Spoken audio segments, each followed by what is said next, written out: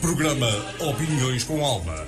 Todas as sextas-feiras, semanalmente, os convidados partilham a sua opinião sobre temas atuais, sobre temas do passado e sobre perspectivas do futuro. Cada convidado traz consigo uma mão cheia de histórias com alma para contar, onde as profissões, a família, percursos de vida, saberes e sentires são o centro das conversas. Programa Opiniões com Alma. Todas as sextas-feiras, de Paula Jorge. Muito boa noite, sejam bem-vindos ao programa Opiniões com Alma. Um programa que tem sempre um convidado para dar a sua opinião sobre temas atuais, sobre temas do passado e sobre as perspectivas do futuro. Irá falar-nos também sobre o seu percurso de vida, sobre as escolhas profissionais que fez, onde os laços afetivos são sempre o centro das nossas conversas. Hoje temos connosco a escritora, poeta Dulce Ferreira, de Castro Daire. Muito obrigada, Dulce, por de imediato teres aceitado o nosso convite, por teres dito presente. Muito obrigada por teres vindo de Castro Daire até aqui. Eu sei que a tua visão, e desculpa portanto, a confidência não anda muito bem, por isso é um gosto muito grande ter-te aqui. Muito obrigada por este esforço, por este sacrifício e muito obrigada por estares no auditório da Rádio Lafões. Obrigada, Paulinha. Boa noite à Rádio Lafões, aos ouvintes. Espero contribuir para uma boa hora de conversa informal, porque formalidades para aqui penso que não estariam muito de acordo com esta conversa. Vamos ver, responderei às perguntas que me colocares. Acho que souber, acho que não souber, passo. Saberás sempre, certamente. Dulce, como tu disseste bem, acima de tudo é uma conversa entre amigas. Portanto, estamos à vontade, estamos tranquilas, estaremos certamente a proporcionar um melhor serão lá para casa. Olha, deixa-me perguntar-te, tu és uma mulher, uma senhora, uma menina, como quiseres, de Castro Daire, não importa tanto a tua infância, as tuas vivências, vamos centrar mais nas tuas lides literárias, até porque no sábado? Sim, domingo, desculpa. No domingo passado tu estiveste na grande feira do livro de Lisboa, um evento literário grandioso, espetacular, eu sei que sim, acompanhei as redes sociais, e de facto eu começo por te perguntar como é que começaste a tua vida neste registro literário, como é que foi? Eu venho lendo desde a minha infância, desde que comecei a juntar as primeiras letras. Já falei sobre isso, já conheces esse pormenor. Tu foste pastora, menina pastora? Menina pastora, depois aos 16 anos larguei o liceu e fui trabalhar numa serração de madeiras. Aos 31 criei a minha empresa de materiais de construção, para me emancipar da família do meu marido e de tudo. Eu queria o meu trabalho, queria fazer algo sozinha. Eu sempre fui em busca de compreender as minhas capacidades e as minhas possibilidades. Acabaste por ser uma autodidata, não é? Sim, eu comecei por ser mesmo, explorando as tuas capacidades. Explorando. E tive sucesso sempre, em tudo o que me meti. Não vamos falar de pormenores lá atrás, porque interessa falar então da sim, mas podes falar que durante uma hora para contextualizar. Nós temos tempo e de facto contextualizar é importante para a casa. Como deixei aos 16 anos a escola, portanto eu não tinha terminado o 9º ano sequer. Surgiram as novas oportunidades e nessa altura, em 2008, 2009, a crise acentuou-se muito na construção civil. O que é que acontece? Acontece que eu dei um tempo. O meu marido tinha as empresas dele, eu tinha a minha, era a minha empresa, haria o que ajaria, ia à minha maneira. Como é que uma menina que não tem grandes estudos, é verdade, não tinha grandes estudos, como é que consegue gerir ou fundar a sua própria empresa? Exatamente. Eu fundei a minha própria empresa com uma senhora espanhola, minha sócia na altura, com mais 20 anos do que eu, chama-se Eufémia Velasco León. e eram os padrinhos da minha filha mais nova. E surgiu a ideia de criarmos uma empresa para vender materiais de construção, azulejos, mosaicos, tudo o que tivesse a ver com acabamentos. Eu não vendia areias, não vendia blocos ou ferrinhos ou essas coisas todas, mas vendia os materiais para acabamento e vendia peças de decoração também. Isto em 94, criei esta empresa com a minha sócia e minha comadre, em 94. Mas, entretanto, sentimos logo, no ano seguinte, necessidade de construir um grande pavilhão e fazer... Porque os negócios estavam a crescer, certo? Cresciam muito e eu vendia para todo lado. E ficou estipulado que ela compraria em Espanha e eu venderia cá. E a coisa corria de vento em popa. Em abril de 95 já tínhamos o pavilhão, uma big exposição onde eu moro, entendes? Ali no mesmo espaço. Acontece que passado 2, 3 anos o meu compadre faleceu, o espanhol, e como ele faleceu, a mulher já não vinha ou ia tão facilmente para estarmos juntos, para resolvermos situações. Eu vim a perceber que eu trabalhava era com o meu compadre e não com a minha comadre. E o que é que aconteceu? Como o pavilhão estava construído no meu espaço, no meu país, não é? Eu fiz-lhe uma proposta para ela me vender a parte dela e assumiste tudo sozinha. Tudo sozinha. E em ano e meio paguei-lhe tudo que... Portanto, vês que a coisa corria bem. E estive a trabalhar até 2008 em força. Mas depois, como se acentuou a crise na construção civil, a crise mundial, nacional então nem se fala, e depois na construção civil particularmente caiu a pique. Durante um tempo tinha subido, depois foi uma quebra enorme. Foi, pronto. E o meu marido dizia assim, nessa altura nós tínhamos negócios no Brasil, tínhamos uma empresa de transportes, tínhamos uma serração de madeiras, que foi onde eu fui trabalhar aos 16 anos. Foi aí que começaste como empregada. Como empregada, mas empregada não de escritório, mas sim a chegar, rolos às serras, a empilhar madeira, a afastar à frente das serras também, a tirar as tabelinhas. Muito bem, percebeste a dinâmica do processo todo, eu era muito viva. Eu era uma pessoa muito à frente no tempo, mas muito à frente. Tu repara que eu criei a minha empresa de materiais de construção e tu não imaginas como eu tive que me impor num mundo completamente de homens naquela altura. Sim. Que era só de homens. Aquilo que eu ouvia, tu não podes imaginar. Eu ia às obras, por exemplo... Uma menina nova, naquela altura, a dominar nessas lides, sofreria certamente... Mas havia muitos homens que não aceitavam isso. E era um mundo de homens. Construção civil... Continua a ser. Quanto mais aqui há uns anos atrás. Continua a ser... Mas agora já há mais abertura. Sim, é verdade. Na altura não havia nenhuma. Tu sabes que eu cheguei a ouvir de alguns empreiteiros que me diziam: eu quero negociar com o seu marido, você é muito nervosinha para o negócio. Eu disse: não, o senhor vai negociar comigo, porque o negócio é meu, a empresa é minha, não é do meu marido. Portanto, quer negociar comigo, é comigo que tem que fazer. Muito bem, fazias frente. Fazia frente. Acabaram todos por me respeitar, mas...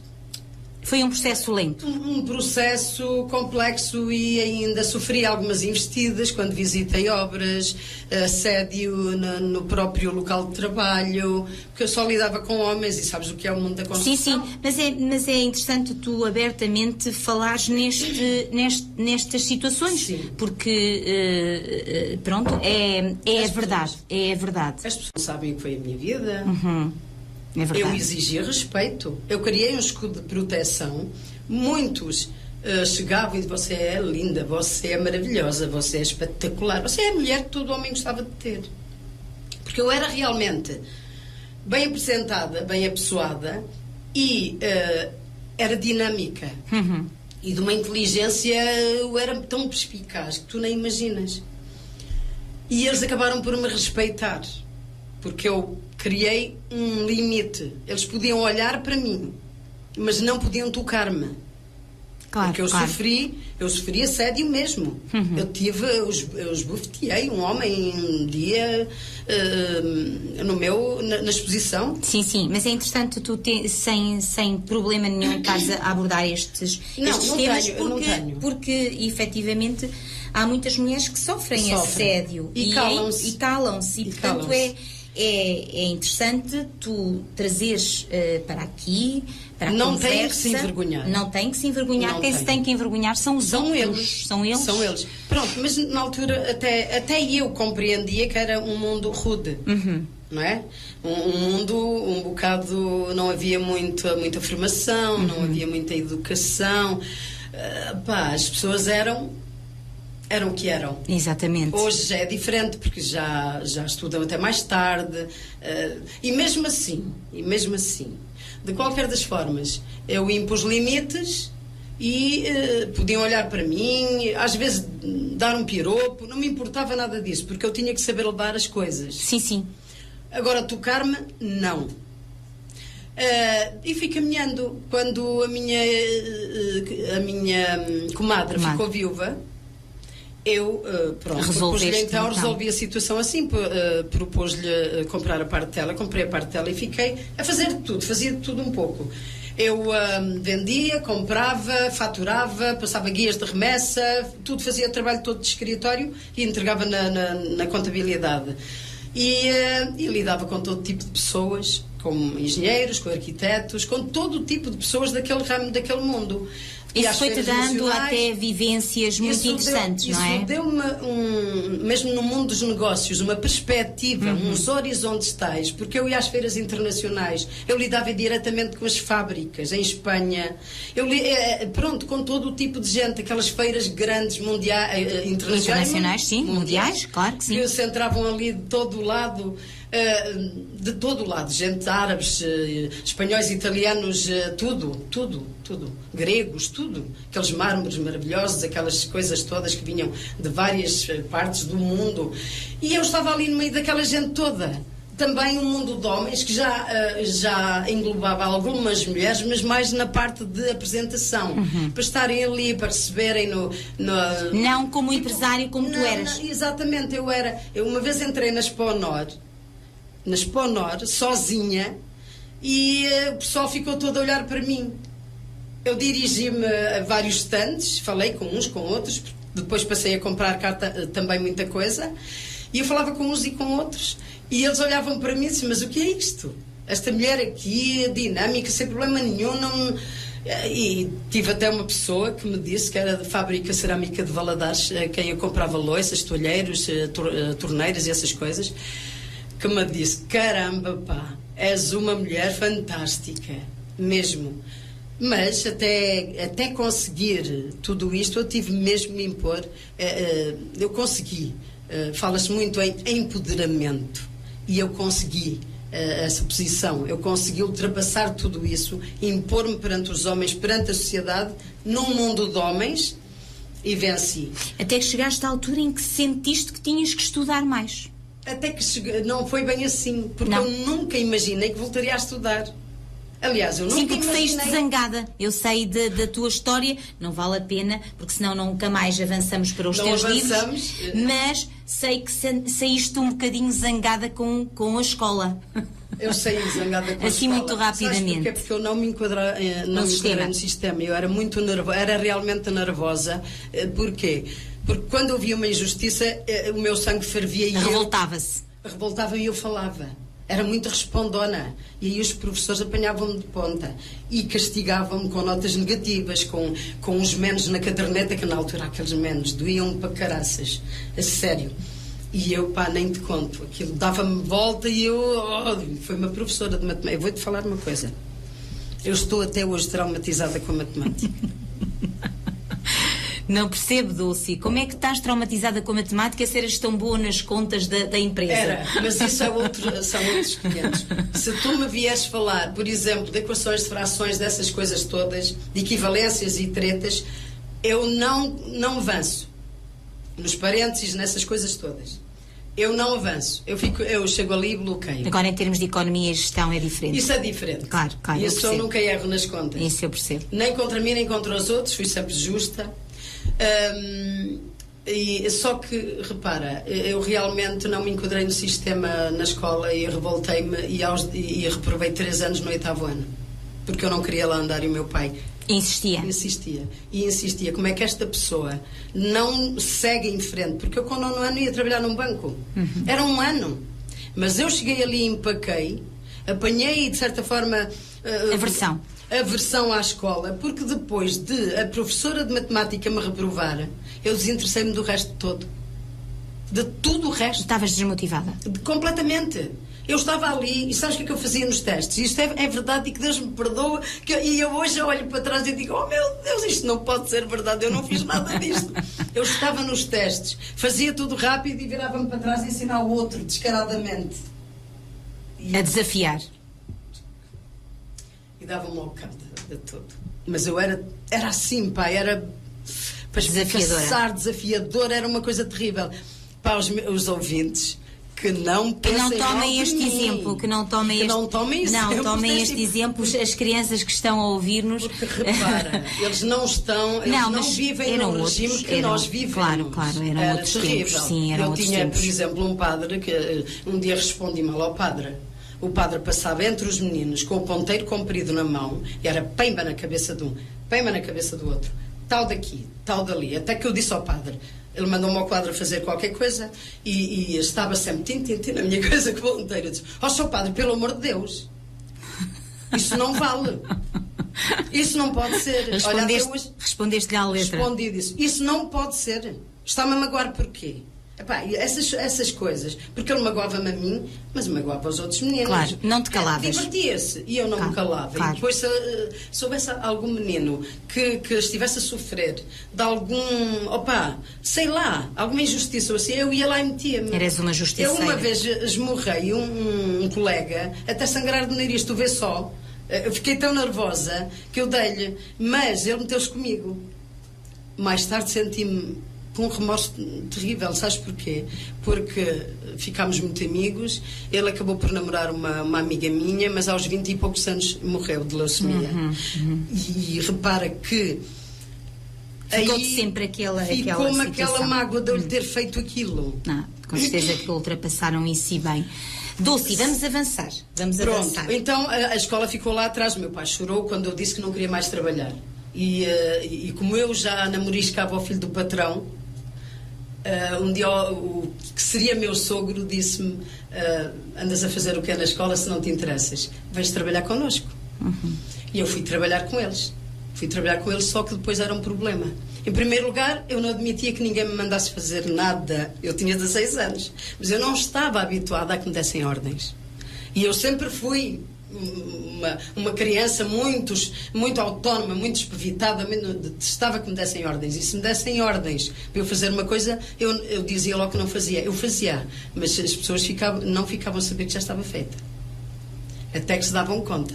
Tanto que eu uma vez levei uma sova tal, que já contei isso numa história que escrevi, uma sova tal da minha irmã mais velha que me pisou a pés, porque me mandou à fonte, que era relativamente perto, 200 metros mais ou menos. À fonte, na altura não havia água canalizada, não é? Fui à fonte aldeia buscar um jarro de água que ela me pediu para lavar a louça e eu disse: não vou. E continuei na minha brincadeira e tal, e ela lá nas tarefas dela, vai buscar água. E eu disse: não vou. Pronto, entretanto ela continuou nas tarefas e eu... Antigamente as irmãs mais velhas eram uma espécie de autoridade, não é? Era uma mãe. Era uma mãe.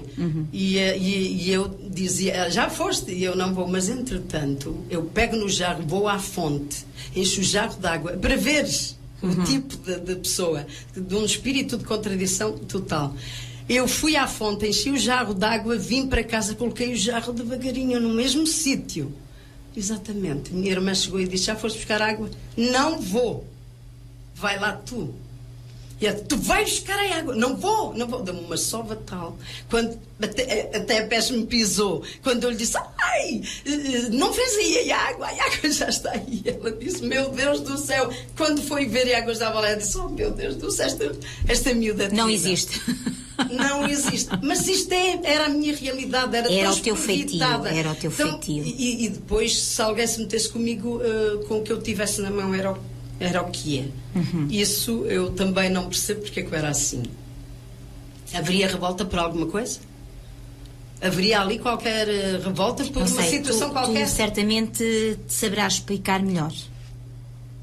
É que eu não sei, a não ser aquele problemazito da escola, talvez viesse daí. Pronto, eras vivaz, eras dinâmica, eras enérgica. Eu não gostava de injustiça. Claro, e eras uma justiceira. E avancemos. Aos 31 anos, então, eu criei a minha empresa de materiais de construção, porque depois, na serração, eu peguilhava muito com o meu patrão. Eu não admitia que me desse ordens. E eu peguilhava com ele. Ele dizia, então, anda lá. Mas também estávamos sempre a chatear. Sempre. Gostava de me ver assim... irritada. E dizia, parece que trazes as mãos pintadas. Vai para aqui, vai para ali. Não parece, trago mesmo. Tinha umas unhas compridas, pintadas, lindas, sempre muito, muito arranjadinhas. Era assim. Gostavas de te arranjar? Gostava, e já tinha 17, 18 anos. Gostava de andar sempre impecável. E ele metia-se comigo de propósito. Mas depois tivemos vários problemas porque eu respondia-lhe muito, depois já não queria que eu namorasse o filho, depois foi uma coisa... Peripécias à parte. Porque se fôssemos, não saímos daqui hoje. Claro, era toda a noite. Acontece que eu acabo por estar na serração até acabo por casar com o filho do patrão, acabo por estar na serração a trabalhar no duro até ao nascimento da minha filha mais nova, que era então a afilhada da minha comadre espanhola, minha sócia no início, e foi numa brincadeira que combinámos criar a empresa de materiais de construção quando o meu compadre disse. Eles tinham também uma empresa de transportes, que fazíamos também transportes daqui para lá, para a Espanha, que o nosso mercado na altura era para a Inglaterra e era para a Espanha. E então ele disse, está-se a vender aqui tanto azulejo espanhol, porque que nós não colocamos aqui qualquer coisa? E eu, na altura, o meu marido tinha-me dito, não te quero mais na serração. Não te quero mais. Ficas aqui, tens as meninas para tratar, não te preocupes, não te faltará nada. E eu, que sempre trabalhei com aquela coisa e sempre fui dinâmica e queria a minha independência, não queria estar ligada a ninguém. Naquela altura, quando eles começaram a falar assim, eu acabei por dizer, está bem, podemos fazer qualquer coisa assim. No dia de batizado, oficializamos ali qual era a conversa. Entretanto, em pouco tempo, já a empresa estava formada. Fiquei eu a vender cá e ela a comprar lá, que era o meu compadre que comprava. O que é que acontece? Construímos o armazém imediatamente porque... o negócio estava a expandir? Expandiu rápido e passado meio ano já tínhamos o armazém. E grande exposição, a melhor aqui da zona na altura. Comecei a vender ao caminhão inteiro e depois não fazia grandes estoques, a não ser os materiais de exposição e assim. Porquê? Porque eu comprava e entregava. E era assim que eu funcionava. Repara que eu não tinha dinheiros retidos e também ninguém me devia grande coisa. Porque eu trabalhei para a Suíça, trabalhava com um empreiteiro na Suíça de cá, que eu ganhava só com ele, não precisava de mais nada. Depois um outro tipo meteu-se no meio e estragou-me o negócio. Estas coisas. Claro. Pronto. Quando a crise então se assentou, depois o meu compadre morreu e eu fiz-lhe a proposta, fiquei sozinha. E levei aquilo que era uma maravilha. Tranquila, sem me chatear com ninguém, à minha maneira. Sem pressões. Até que a crise se assentou em 2008. Nessa altura já nós tínhamos a empresa de transportes própria, continuávamos com a serração e tínhamos uma empresa no Brasil. E eu tinha casa no Brasil e eu ia ao Brasil, e eu vinha do Brasil, e eu ia ao Brasil, e eu vinha do Brasil, e andava nisto. Caí lá. Tudo bem? Isto daria pano para mangas, filha. Porque o meu marido disse, porque não encerras a empresa? A crise acentuou-se, a construção está estagnada. Fecha durante um tempo. Eu disse, está bem, mas não me faltes com nada. Está bem. Ele disse, mas nós temos a empresa de transportes, temos a serração, temos os negócios no Brasil, está tudo a correr bem, graças a Deus. Em 2008. Olha, foi uma reviravolta tal, porque eu fechei a empresa em março, o meu marido teve que fechar a serração em julho, porque a crise em Espanha acentuou-se de tal forma que, ou seja, a construção levou a que tudo estagnasse, ou a falta de levou a que tudo estagnasse. E as empresas lá, que eram as que nos davam os transportes do azulejo para cá, madeiras para lá, para palete, não é? Para palete, estava tudo cheio de materiais. Tudo, não saía azulejo, não saía mosaico, não saía nada. Não havia escoamento. Não havia escoamento de coisa nenhuma. E eles começaram para o meu marido, para. E nós fazíamos centenas de toneladas de madeira por dia. Serrávamos em rolo. Era imensa coisa. Umas sei lá, eram muitas, eu nem sei precisar. E o meu marido começou a entrar em paranoia, que tínhamos muitos empregados. Eram 30 e tais só na serração. Tínhamos 20 e muitos caminhões. Era uma coisa... Eu tinha fechado a minha empresa. Eram muitas famílias dependentes, não é? Muitas dependentes. A responsabilidade era muita. E o meu muita. marido andou ali, ele andou mal. Eu nem te conto. Eu pensei até que ele entrava em paranoia. Ele não sabia o que havia de fazer ao pessoal e não podia ter lá. Claro, mas avancemos. Arranjou a melhor solução, que foi indemnizar todos, falou com eles, indemnizou-os e enviou-os para o Fundo de Desemprego. E prometeu que logo que reabrisse a empresa, também parou por um tempo. Os readmitia. Mas depois a crise acentuou e continuou, ele não voltou a abrir a empresa. Então depois, um ano ou dois depois, desfez das máquinas por um preço irrisório, só para não apodrecerem ali, das linhas. Nós tínhamos linha... Quem dizia que aquela serração fechava? Era a melhor do distrito. A mais bem posicionada, a mais bem situada, com linhas já muito avançadas, tudo.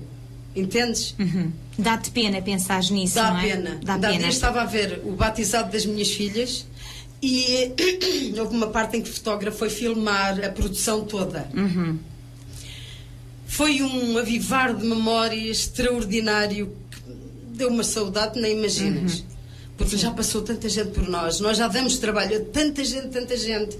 E na altura não podemos garantir-lhes os empregos. Claro. Foi muito complicado. Claro, mas isso são fases, já passaram e graças a Deus, pronto, de forma geral tudo correu bem, não é? Sim, correu, sim. Mas entretanto fomos roubados no Brasil. Pois. Isso é que é pior. Pelo meu cunhado que estava a gerir lá, por um cunhado, um irmão do meu marido, estava a gerir lá, éramos sócios, nós geríamos cá e ele lá, nós aguentámos a crise aqui, aguentámos um buraco financeiro que tínhamos cá, de contas calcionadas, porque a crise estava horrível.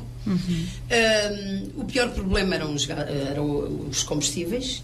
Hoje estamos com um problema de combustíveis terrível, tal e qual. A perder imenso dinheiro. A história é cíclica. Compreende, e ninguém percebe isso. Ficámos sem negócio no Brasil porque o meu marido confiava no irmão.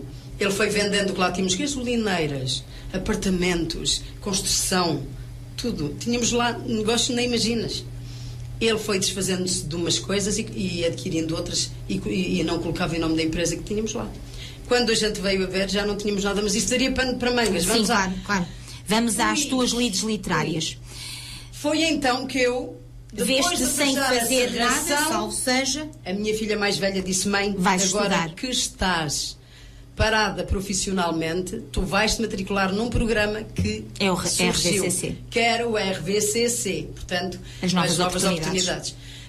E eu disse: não vou agora estudar. Não, eu tenho que arranjar outra coisa. E eu fazia trabalhos manuais, era muito criativa sempre.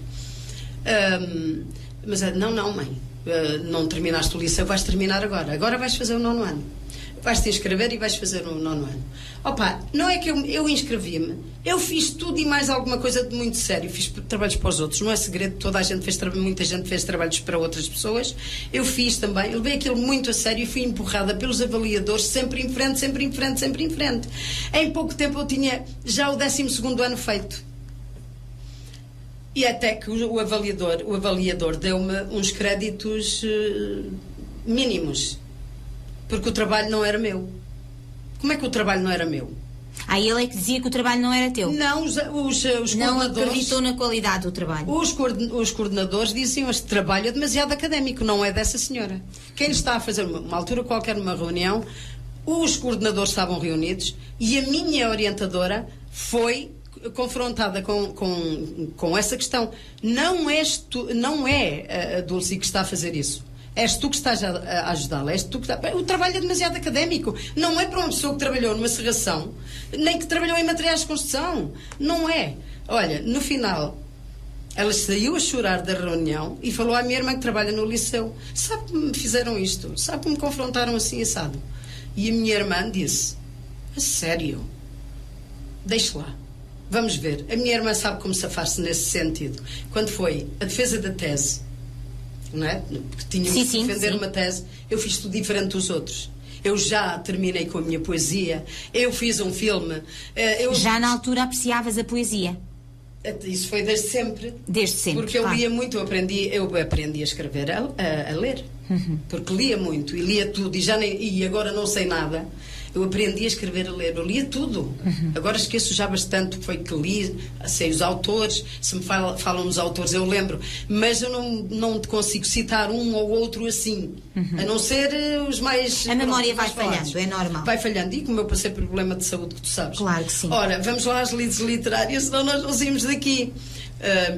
Ora, eu já estava no 12º ano e quando eu defendi a tese e apresentei daquela maneira, então criei um filme. A defesa era o meio ambiente, era as lixeiras, era a poluição, eram os incêndios, e depois era a natureza maravilhosa, entendes? A terminar com a poesia alusiva a todas as imagens que iam passando no projetor. Sim, no projetor. Não é? Ora, quando eu terminei, porque eu escrevi um discurso para acompanhar tudo aquilo e ia lendo enquanto as imagens alusivas ao discurso iam passando.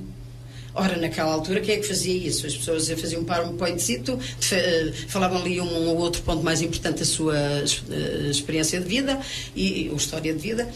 E pronto, quando eu apresentei aquilo tudo e no final terminei o discurso e terminei com poesia, a minha poesia, porque nessa altura eu já tinha também tido uns sarau poéticos e umas orientações com Pedro Lamarres, porque ele vinha muitas vezes a Castro Daire e pelo menos em 2 anos eu tinhas umas mini formação, não é? Exatamente, com ele, e eu terminei com a minha poesia alusiva a imagens maravilhosas, depois daquela calamidade toda que eu apresentava antes, as lixeiras, aquela coisa toda, as fábricas a poluir tudo. Terminaste com um cenário de natureza bonito. Eu terminei com cenários maravilhosos e um poema que envolveu todos. E eles ficaram assim. E no final, eles tinham que me questionar sobre o trabalho, sobre isto, sobre aquilo, sobre o livro que eu escrevi. Um livro, a minha tese era um livro, o meu primeiro livro, e eles diziam que aquilo que era demasiado académico, que não era meu. E então o que é que acontece? Eles começaram todos a arrumar os seus papelinhos, não é? Palavras para quê? E eu a olhar, e o outro a arrumar, todo mundo a arrumar, não? Palavras para quê? Palavras para quê? E ninguém me questiona. Então não me vão questionar sobre nada? Eu assim, tu vês só a pessoa que eu sou. Mas aqui eu já tinha, 47 anos, 47. Se com 16 eras assim, com 47... Imagina tu. Eu disse, então, mas não me vão questionar sobre nada? Parece-me que houve quem colocasse em causa o meu trabalho, que era demasiado académico. Não me vão colocar questões sobre como é que eu fiz, onde é que eu fui, não querem saber? Olha, mandaram-me sair da sala, eu era sempre a última a defender. Sempre a última. Mandaram-me sair da sala, os outros todos que estavam a assistir, que tinham defendido também, na altura, saíram todos para fora e eles reuniram com o avaliador, com o chamado júri, ou oponente, ou como tu quiseres, reuniram todos e entretanto voltaram-me a chamar.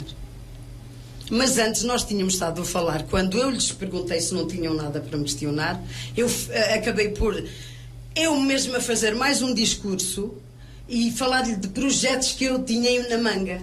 Eu era uma mulher cheia de projetos, eu era uma empresária e era, né, viajadíssima e tinha montes de projetos na manga e o avaliador tinha projetos parecidos com os meus.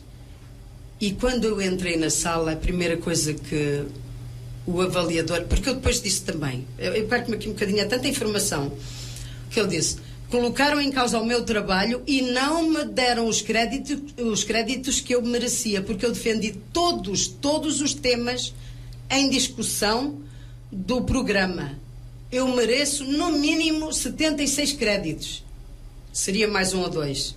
Até a parte dos motores, da indução, da combustão, dessa coisa toda, eu meti na altura em que teria a carta de condução. Eu tive aulas com um instrutor para me esclarecer sobre... Tu vês só que não veio aquilo a sério. Sim, claro que sim.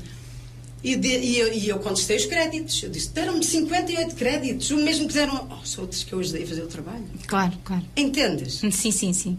Eu fiquei danada na altura. E então eles chamaram-me para dentro e quando... Olha, Dona Dulcídia. Dona Dulcídia, não leva peito essa cena dos créditos, isso é mera formalidade.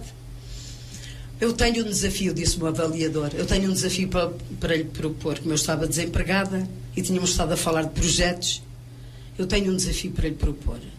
E eu pensei, queres ver que me vai dar um emprego? Ele era de Oliveira do Hospital. Queres ver que me vai dar um emprego? Quando ele me disse, Dona Dulcídia, você não pode ficar por aqui. Você tem que continuar os estudos. E eu disse, ainda mais. E aqui os coordenadores do CNO ficam encarregados de ver para si o melhor curso. Porque há aí vários cursos muito importantes que lhe caem que nem uma luva. E assim ficou. A coordenadora, a orientadora mesmo. Sim. E a coordenadora do CNO, sim, do Centro Novas Oportunidades, um dia chama-me ao liceu. Chama-me ao liceu e diz, Dona Dulcídia, está aqui o curso para si. Eu disse, minha mãe já andava na minha vida. Não, eu se calhar não vou fazer nada disso. Vai, você vai fazer esse curso. E era o quê? Exatamente o curso de qualificação para o ensino superior da Universidade Aberta ao primeiro. Quer dizer, aquele curso que era de meio ano, a estudar a sério meio ano, tu sabes que a Universidade Aberta é em ensino online. Eu sei. Né? Na modalidade de e-learning. Agora, sim, tu vês só. Hoje está todo mundo a mestrar-se, a doutorar-se pela Universidade Aberta, trabalham ao mesmo tempo, cuidam das suas famílias, orientam as suas vidas. Essa é a possibilidade que a Universidade Aberta dá às pessoas que querem crescer. E eu fui fazer, entretanto, pronto, aceitei o desafio, inscrevi-me, paguei propinas, seguros, tudo. Era um ensino online, o computador era meu, era tudo meu, mas eu tive que pagar seguros e tudo. Eu sei. Tudo. Propinas iguais aos outros, aos presenciais. Sim, porque depois passam o diploma tal e qual. Exatamente. As outras passam. Quando eu me vi no meio de um mundo completamente novo, e olha que eu era muito curiosa, conceitos, linguagem científica, minha filha, foi para mim um martírio. Eu, sozinha, não tinha a quem pedir. Sim, depois o sistema e-learning não é o mesmo que o presencial, não é? Não, é muito mais desamparado. É muito mais desamparado e muito mais difícil. Porquê? Porque se tu tens uma ideia a seguir nas questões que te colocam, que te põem nas plataformas, e tu tens que trabalhar, porque os professores têm outros trabalhos também. Dulce, mas temos mesmo que avançar. Senão, temos que avançar. Tiraste o curso, tiraste a tua licenciatura. Tirei o CQAS e foi no CQAS, no curso de qualificação, que eu conheci um escritor que homenageio neste livro. Muito bem. Conheci um escritor que um dia, quando eu criei um sarau poético online e coloquei... Porque havia lá um bar, não é? Era um havia bar virtual. Café virtual. E então, nesse café virtual, um sábado ao fim da tarde, eu tinha imensos colegas, todos da área do teatro, da televisão, do cinema, da escrita, da poesia, de tudo. De todo o tipo de literatura. De tudo. Eram atores, eram artistas, eram escritores. Entendes? E quando um dia chego ao café virtual, imagina tu, num sábado à noite, ia estudar um bocadinho, não é? Ia trabalhar. Porque não havia... Eu tinha outras coisas para fazer durante o dia e os meus colegas igual. E eu fazia 10 disciplinas por ano. E quando eu chego então ao café virtual, o que é que acontece? Eu entro muito triste, desolada completamente. Eu chego ao café virtual e vejo 4 paredes vazias. E eu escrevi qualquer coisa que mexeu com os meus colegas de tal forma e deixei um poema que era para eles depois encadearem os deles. No café. Era um sarau poético. Olha, choravam, escreviam para mim, porque era através de escrita, né? Ai. Escreviam para mim a dizer: meu Deus, você fez-me chorar, você fez-me... Repara, entra este senhor... Foi o teu impulso. Foi o meu impulso criar uma coisa diferente. Mas quando eu criei o sarau... Digo eu, foi o impulso para a escrita, para escrever um livro, por exemplo. Eu já tinha muitos poemas e antes, Sim. e este senhor que eu homenageei neste livro, porque acabei por colocar textos... Este livro que é o teu último O meu livro. último, que é Para Lá dos Espelhos. Para Lá dos Espelhos, sim. Este senhor entra no café virtual e perguntou-me assim: o que é que você faz com a sua poesia? E eu disse: olha, geralmente escrevo, guardo por uns instantes e deito fora. E ele disse: porquê? Porque eu tenho medo que alguém leia a minha poesia, que era na altura de desabafo, bastante triste, queixume, porque eu vi-me durante muitas vezes, completamente só. E as pessoas não sabem disso. Eu lidava com todo tipo de gente, tinha a Serração, tudo no mesmo sítio, Serração, empresa de transportes, tinha a minha empresa. Era gerir muitas emoções, não é? Muitas emoções. E quando eu precisava do meu marido, ele nunca tinha tempo para mim. Estava demasiado ocupado. Nunca tinha tempo para mim. Foi um tempo negro, foi um tempo mau. Repara, eu... E tu desabafavas na escrita? Na escrita. E eu tinha tanto medo que me apanhassem aquilo. E eu era muito romântica. Eu precisava de amor, precisava de carinho, precisava de atenção. E ele não tinha tempo para mim. E eu... Desabafava. Portanto, o meu primeiro livro é um completo desabafo e o segundo é Na Senda. Diz-me então, para quem nos está a ouvir, como se chama o primeiro livro? Na Companhia das Letras. Muito e bem. lancei em 2011. Muito bem. Com a ajuda deste senhor, que era escritor... E que te ajudou... E que me mostrou como publicar, porque ele disse-me: você não jogue fora a sua poesia, não jogue porque tem valor, você sabe que pode editar seus próprios livros, pode fazer edição de autor. Eu fiquei com aquilo, fui guardando alguns textos, fui guardando, e tenho um amigo a quem eu dei a ler alguns. Ele disse: tu guardas, tu não deites nada disso fora. Eu disse: pá, isto não tem qualidade nenhuma, até eu sei lá escrever poesia. Eu não sou poeta. Dulcia, lembras-te da primeira sensação que foi para ti lançares um livro? Olha, foi uma coisa extraordinária, porque não havia quem escrevesse assim, como há hoje. E vou-te falar, é rápido, ainda temos muito tempo.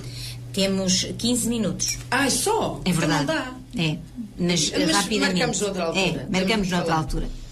O que acontece é que depois deste senhor me falar isto, fez um clique. Se eu posso, porque é que eu não hei de publicar um livro? Já muita gente me dizia: um dia publicas um livro, um dia publicas um livro.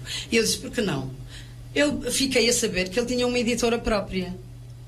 E eu disse-lhe: então, já que me incentivas a escrever e a publicar, por que não me ajudas a publicar? Eu não o conhecia de lado nenhum. Sim, era aliás, só virtualmente. Online, virtualmente. Virtualmente, sim. Porque então, em 2011, o primeiro livro enviei-lhe os poemas em Word, já tudo orientadinho. Formatado. Ele ajudava imenso, a mim e aos meus colegas. Tínhamos um módulo de ambientação online para aprender a trabalhar bem com as plataformas. Digitais. Ele ajudou imenso toda a gente. E eu disse-lhe: então, porquê é que não me ajudas a publicar o meu primeiro livro? Porque depois já nos tratávamos todos por tu. Sim, claro. Porquê é que não me ajudas a publicar o meu primeiro livro? Ele disse: eu só faço para mim. A minha editora é pessoal, é para os meus livros. Já tinha muitos publicados. E então eu disse: então, ajuda-me lá. Eu enviei-lhe em Word, ele preparou o capa, eu enviei-lhe a fotografia para a capa, ele fez tudo e mandou imprimir os livros na Suécia. A editora chama-se lulu.com.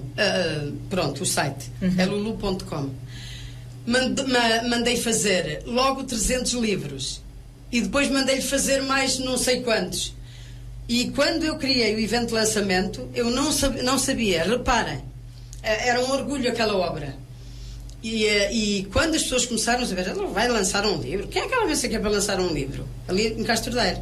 Só havia um senhor que era historiador a escrever, que eu tivesse conhecimento, e uma outra pessoa que eu tomei conhecimento mais tarde, que até mora em Lamego. Que depois ficou minha amiga, pronto. Eu para falar uns tenho que falar noutros e não vale a pena dizer os nomes. Mas esses dois, em 2013, lancei o meu segundo livro, Envolvência, na senda do primeiro. Era o pensamento, era o poema e era a prosa poética. Com fotografias. O primeiro com desenhinhos, o segundo com fotografias.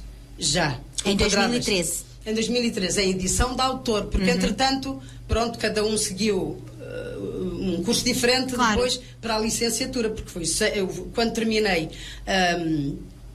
o CQES, o curso de qualificação de meio ano, eu passei às 3 disciplinas obrigatórias que tinha que fazer, uma obrigatória, 2 opcionais, nunca tinha tido filosofia, passei com 17, olha, aquilo foi uma coisa terrível, a pior foi a história, mas pronto. Mas a minha orientadora da plataforma dizia-me: a escrever como escreve, daqui por uns tempos somos colegas.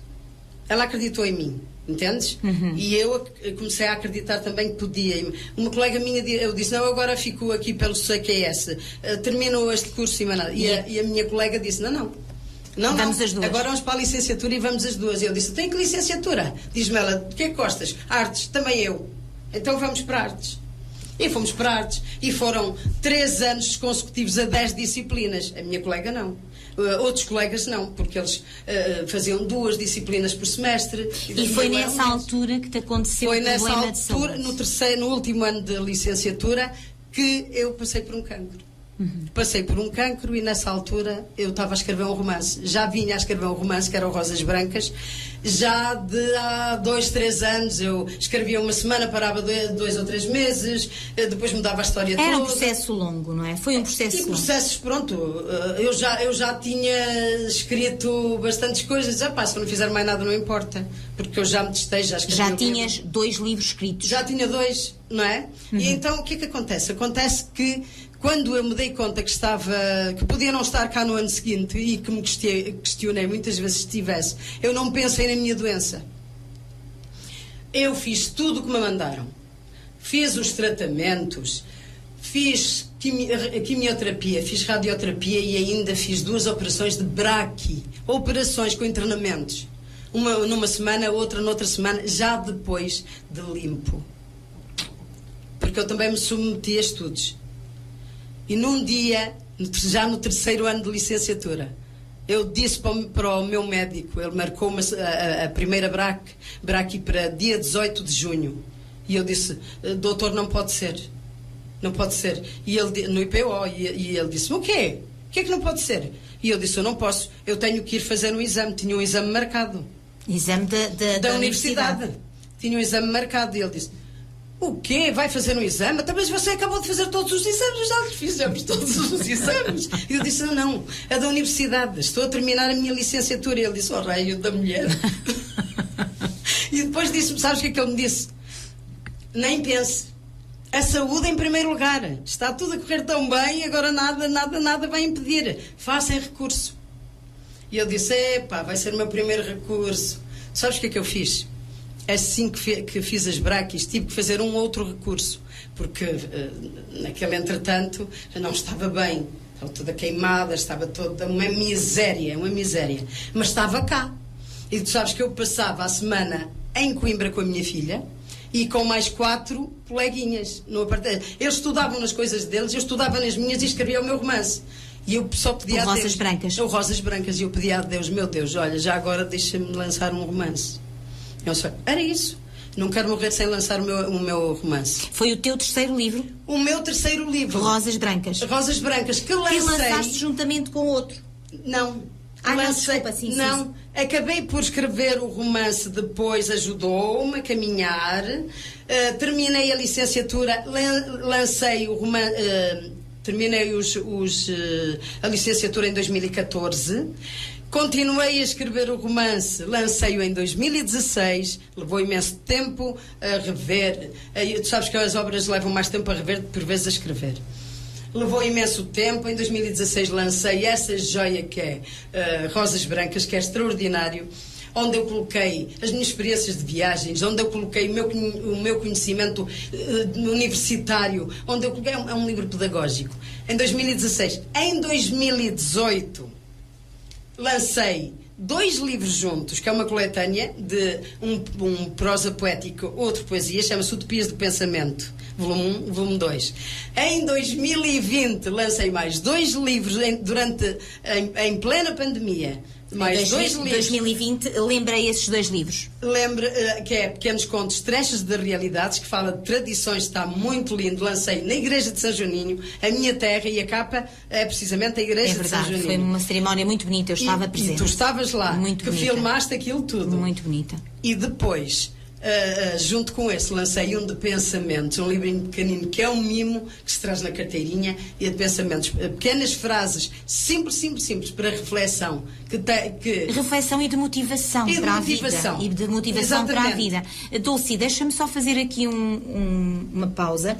Para quem nos está a ouvir e está a Isto ver... é tanta coisa que eu não consigo. É verdade, e está a ver este teu exemplo de vida, as tuas histórias de vida, e se quiserem adquirir os livros, podem contactar-te através das redes sociais. Podem contactar-me através das redes sociais. Dulce Ferreira. Dulce Ferreira, exatamente, ou Dulce Ferreira autor, mas Dulce Ferreira. Certo. Entram em contacto, mandam mensagem. Privada, Messenger, como é óbvio. Mas eu tenho-os à venda em Castordeiro, para os meus conterrâneos. Claro, tenho lá uma papelaria, uma livraria-papelaria que está a representar-me. E tem lá todos os meus livros que estão à venda, que é a Papelaria Montemuro. Em Castordeiro. Em Castordeiro. Quem quiser adquirir, pode ir à papelaria. Também os pode pedir diretamente a mim. Pode pedir diretamente à livraria da editora, que é livrariaatlântico.com. Que é Chiado. Pode pedir online em todas as livrarias do país. Sim. E também presenciais em algumas específicas no Porto e em Braga, na Madeira. Algumas FNACs. Não, são livrarias mesmo. Livrarias, sim. Que têm o livro físico. Sim. Estamos a falar de livro físico. Sim. Porque online podem pedir pelas livrarias. Claro que não é? sim. Online, a Livraria Atlântico, acho até que é melhor pedirem logo à editora. E se não, vão às FNACs, encomendam. Sim. E entretanto, é um processo normal. Deve estar também à venda. E às vezes o mais simples também é contactar diretamente o autor, neste caso, contactar-te a ti. Surge então este último livro agora, que é mais um romance, é um novo romance. Rosas Brancas é um romance. O Pequenos Contos são contos. O pequenino são pensamentos. Os outros são prosa poética, pensamento e poema. As utopias é um só poemas e fotografias muito giro, outro só prosa poética com fotografias, de pequenos textos com fotografias também, alusivos ao nosso espaço, à nossa serra, à nossa vila, às nossas aldeias, porque Castordeiro não é só serra, Castordeiro não é só o Monte Muro, Castordeiro é a montante do Paiva e é a jusante do Paiva, e temos que valorizar todas por igual, todas têm a sua história, todas, não é? Estamos focados todos num ponto e o resto fica esquecido. Isso não é justo. Pronto. Fica o recado para quem quiser fazer o que quiser fazer, porque eu tenho ido por estes caminhos de escrever romance, embora os meus romances contenham temáticas importantíssimas, muito importantes, que dizem respeito a toda a gente. Fala-nos sobre a temática deste último romance, que é Para Lá dos Espelhos. Para Lá dos Espelhos tem a ver com as relações, com as novas formas de amar, as novas formas de relacionamento online, onde tudo pode ser fantástico e mágico e onde os perigos são uma constante. E neste livro quase toda a gente se revê. Está extraordinário. Também lhe incluí poesia, que foi a forma de eu homenagear o escritor meu amigo que me trouxe para o mundo das letras. Eu pensei... Como é que se chama? António Almas. E eu só podia homenageá-lo a ele porque foi ele que me meteu num mundo que eu nunca imaginei estar. Nunca. Num simples café literário virtual. Num simples café literário virtual, eu vou com a 8ª obra e vem a 9ª. A 9ª Este é o 9º livro, então. Este é o 8º. É o 8º. A 9ª está a ir para a gráfica e é um livro dirigido aos mais pequenos. É um livro infantil? Juvenil. Muito bem. É uma coletânea de 5 contos. É algo que as pessoas conhecem pouco, também tem uma história, mas já não temos tempo para... porque isto está... Fala-me deste livro. Estiveste na semana passada, mais precisamente no sábado, no domingo, desculpa, na Feira do Livro de Lisboa. E quem quiser adquirir para lá dos espelhos, imaginem o que estará para lá dos espelhos, que pode ter a ver com a nossa autoestima, pode ter a ver com a própria magia que a máquina encerra, o que está para lá do telemóvel, o que está das redes sociais, dos muros convencionais, o que está para lá do computador, onde a gente se senta e percorre mundos. Toda a gente. Portanto, este livro é para toda a gente. E que ninguém diga, não tem nada a ver com isso. Leiam e vão ser alertados para muitas coisas e vão gostar, porque também tem uma história de amor tórrida. Diz-me uma coisa, termina bem ou acaba mal? Não vais dizer, não vais desvendar. Nunca. É isso mesmo. Mesmo porque este está feito de uma forma diferente. Eu pergunto porque quando tive cá o nosso escritor João Carlos Val, ele próprio diz que gosta de finais felizes. Mas eu não dei um final feliz ao meu Rosas Brancas, que é um final extraordinário, inesperado. Não dei um final convencional ou tradicional ou sei lá, este meu livro. Não dei, mas quero que as pessoas descubram Leiam. Onde está o final, Isso mesmo. Como é que termina, como é que... Não interessa, é a minha maneira de fazer. Claro. Olha, feliz. Tu és daquelas... Não sei. Claro que sim. Não é feliz, não sei. Tu és daqueles escritores que gostas de deixar o final para aberto. Para o leitor. Para o leitor sugerir, idealizar. Reescrever. Ok. Reescrever um final. Muito bem. Pode-lhe dar um final feliz. Eu deixo a obra aberta. Muito bem. É uma obra aberta. O que equivale a que poderás continuar daqui a 2 ou 3 anos o seguimento de Para Lá dos Espelhos. E digo-te uma coisa, que os exemplos que eu dou aqui eu tenho sabido de outros bem piores, que já não incluo aqui, mas que já estão aqui. Fala-me da tua passagem pela Feira do Livro. A minha passagem na feira foi muito boa. Eu não estava à espera que fosse assim.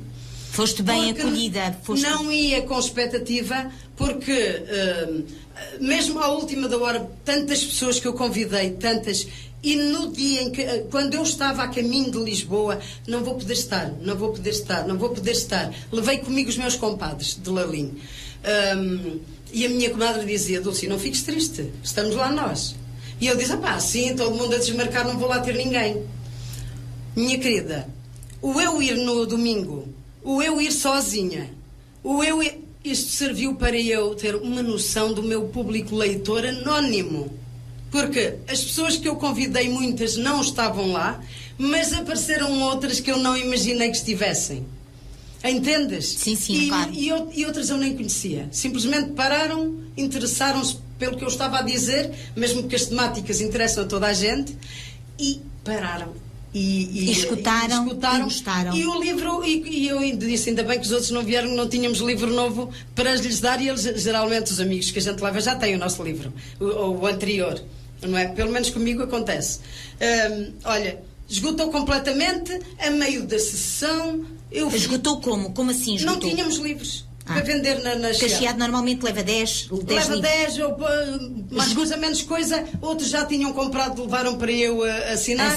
E aqueles voaram num instante. E não tínhamos livros. Eu disse: mas isto não pode ser. Devíamos ter mas aqui. A gente sabe que normalmente livros. A Chiado é 10 livritos, 15. Um pouco mais. E porquê? Porque fazem demasiadas edições e depois querem representar todos e não podem encaixotar para ali livros e livros e livros. Não é? Claro. Mas quando há perspectivas de venda de uma obra destas, porque só a capa, já me disseram, só a capa parece um filme. O conteúdo dá um excelente filme. Portanto, Faz lembrar o drama, não é? Quem quiser adquirir na feira, que vá à feira e quiser adquirir para já os lá espelhos, tem? Já, para os miúdos ainda não está, porque tivemos um atraso.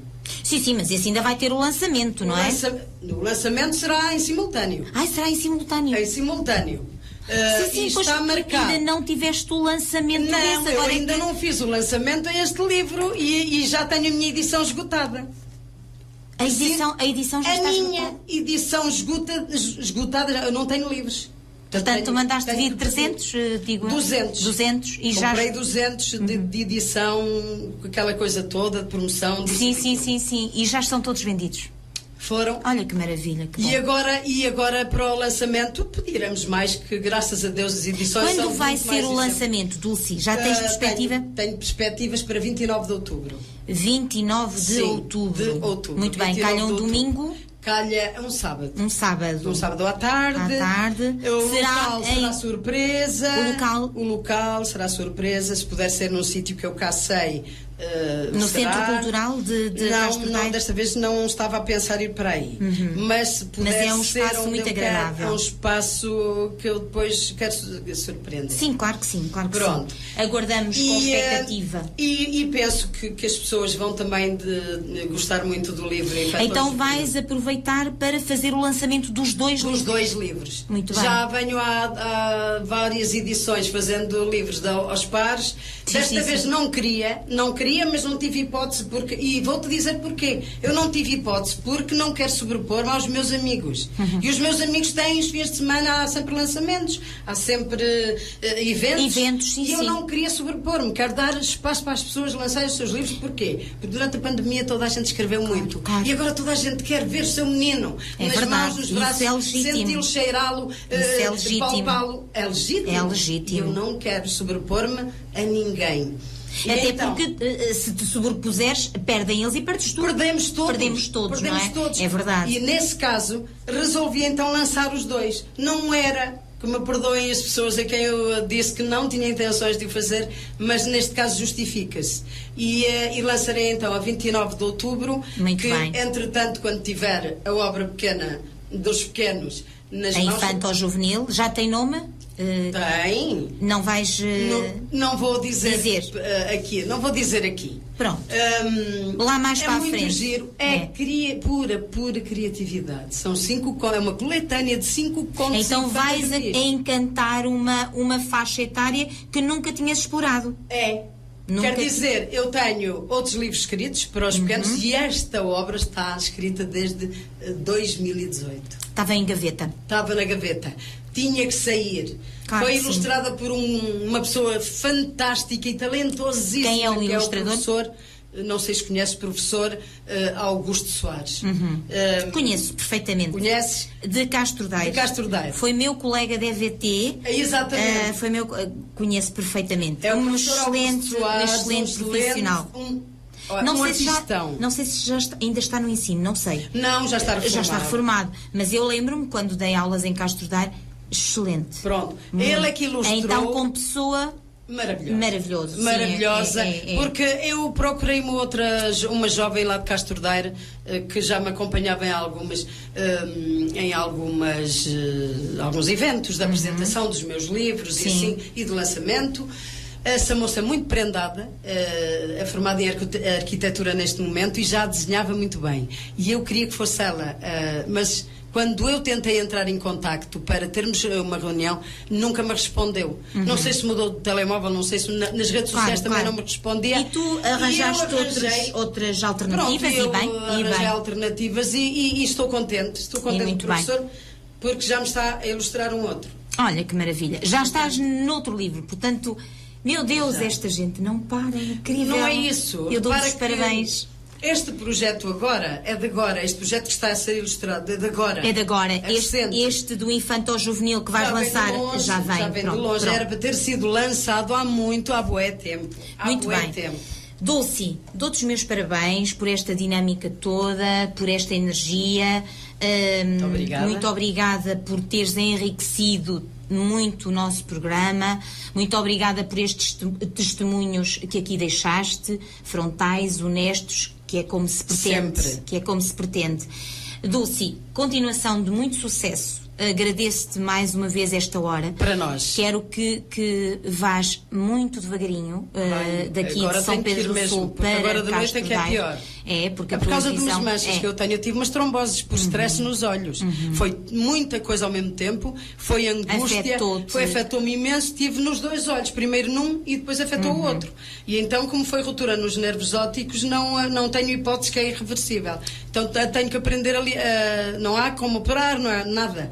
Tenho que aprender a lidar com esta situação. Só que me dificulta muito, mesmo uma condução, quero ir para longe, sozinha não posso, estou sempre ao Senhor faz favor, o que me chateia imenso. Claro, mas hoje pronto. Vais ter que ir sozinha e vais devagarinho, certamente. Vou devagar. Conheço também minimamente a estrada. E vai correr tudo bem. Sim. Dulce, serás nossa convidada a uma próxima altura, porque realmente... Depois do lançamento...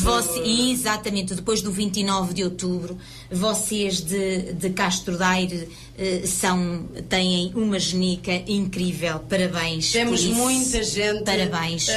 Uns mais considerados, outros menos considerados, o que às vezes magoa um bocadinho, mas eu sei que eu sou, eu sei o que eu escrevo, eu sei o meu valor. Eu dou valor a mim, dou valor ao meu trabalho e nunca poderia lançar ao público uma obra que eu não considerasse de excelência. Muito bem, muito bem. Eu fico contente por teres essa tua percepção de trabalho. E sempre evoluir. Sempre evoluir. Sempre. Muito bem. Parabéns por este testemunho. Obrigada. Parabéns pelo teu trabalho. Continua com essa força, com essa genica.